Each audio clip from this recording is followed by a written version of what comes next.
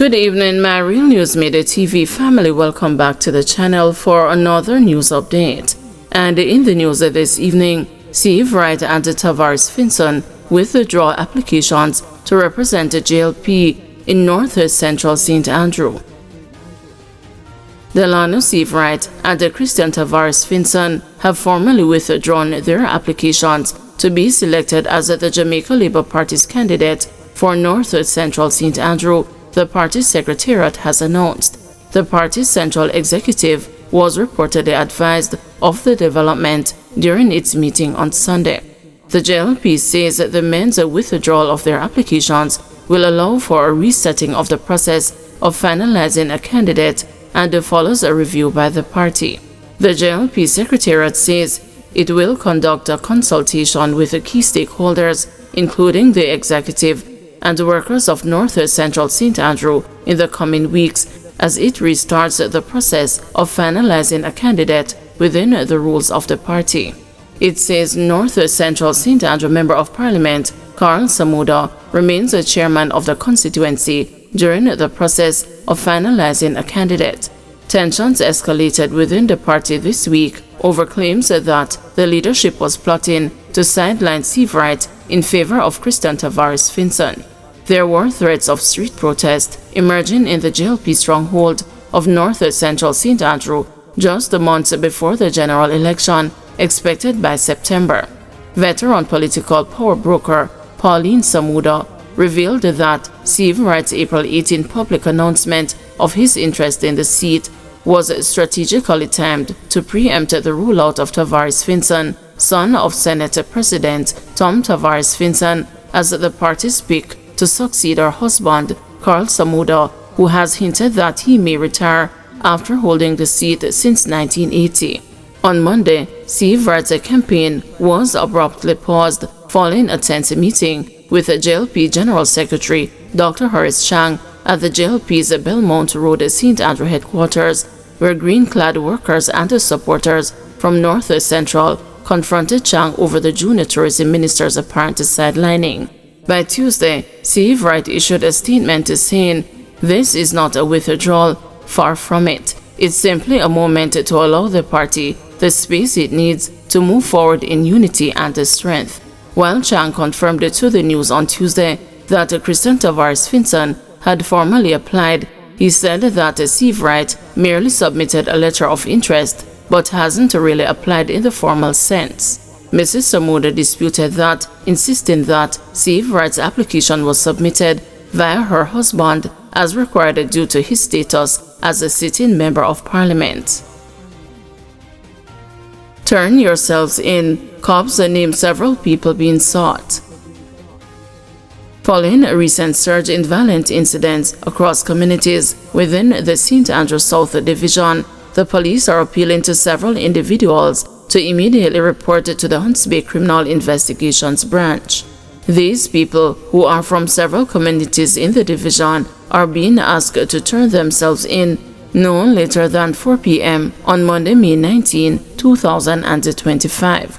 The police said the individuals are either wanted for serious crimes or are persons of interest in ongoing investigations relating to murder and shootings.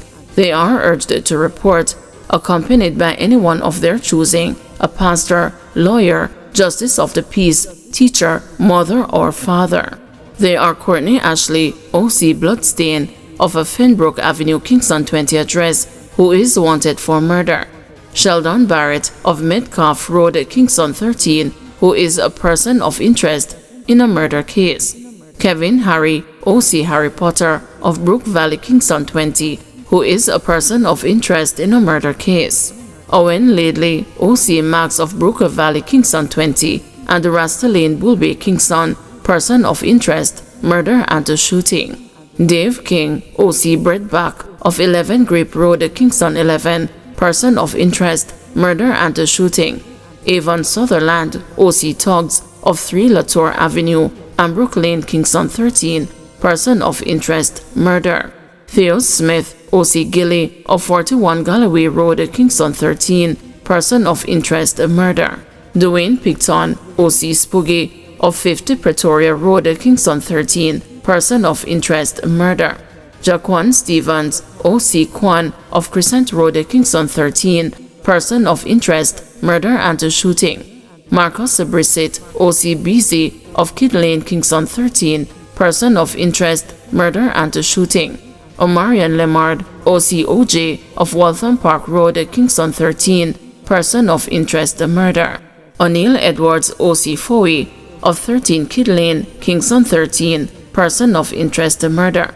Ramon Moody, OC Prezi of 43 Fitzgerald Avenue, Kingston 13, person of interest, murder. Kevin Paisley, OC Keke of a Crescent Kingston 13 address, person of interest, murder. A man known as the Pelpa of 15 Lane, Waltham Park Road, Kingston 13, person of interest, murder.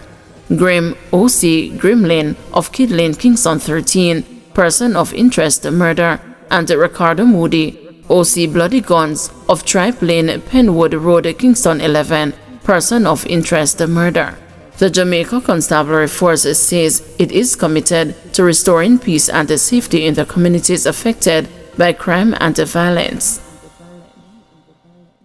TikToker 119 returns to court on July 25. Popular TikToker 119 will return to court on July 25 to face a malicious communication charge over social media posts made about a St. Catherine woman. When the social media blogger appeared in the St. Catherine Parish Court on Friday, the case was put off.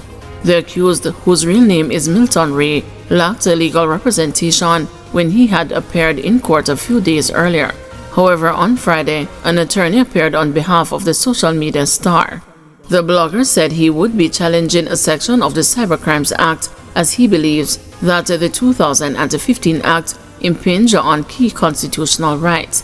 I am having consultations with a prominent constitutional lawyer, Ray told the news. Multiple attorneys agree that Section 9 of the cybercrime law is highly questionable constitutionally.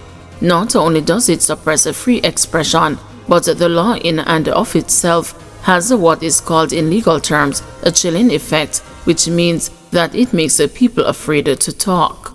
Ray pointed to the fact that there were 3 cases now before the courts, including his, which showed that the law was being used to limit freedom of expression.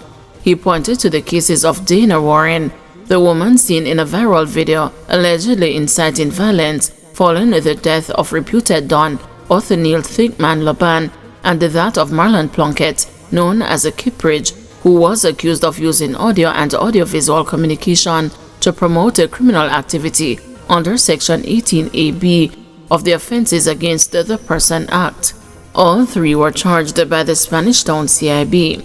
The Spanish Town police are apparently using the law to go after its perceived enemies and the enemies of its friends. The police are using this new law like a baton to trample on the rights of its citizens' freedom of expression, Ray claimed. The allegations are that on March 22, Ray and the complainant went out to an entertainment event, and afterwards, Ray allegedly invited the female to his home. She reportedly refused. It is further alleged that on March 29, he warned the woman that he is going to disgrace her. The clerk of courts outlined that on March 30, Ray posted her picture on social media with alleged defamatory remarks. The woman made a report to the police, and an investigation was launched by the Spanish Town Criminal Investigation Branch, which resulted in Ray being charged with malicious communication. He was granted $400,000 station bail with a surety. Thank you everyone for watching. See you tomorrow morning at 6 a.m. for another news update.